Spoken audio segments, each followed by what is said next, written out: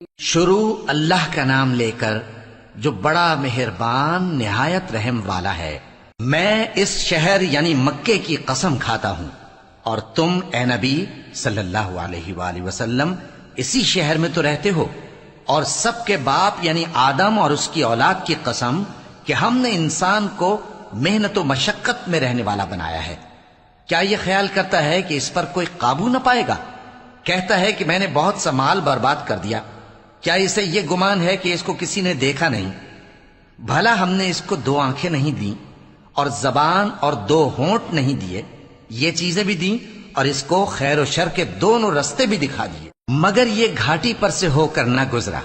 اور تم کیا سمجھے کہ گھاٹی کیا ہے؟ کسی کی گردن کا چھڑانا، یا بھوک کے دن میں کھانا کھلانا، کسی رشتہ دار یتیم کو، یا مٹی میں پڑے کسی نادار کو۔ پھر ان لوگوں میں بھی شامل ہوا جو ایمان لائے اور جو صبر کی نصیحت اور ایک دوسرے کو مہربانی کی تلقین کرتے رہے۔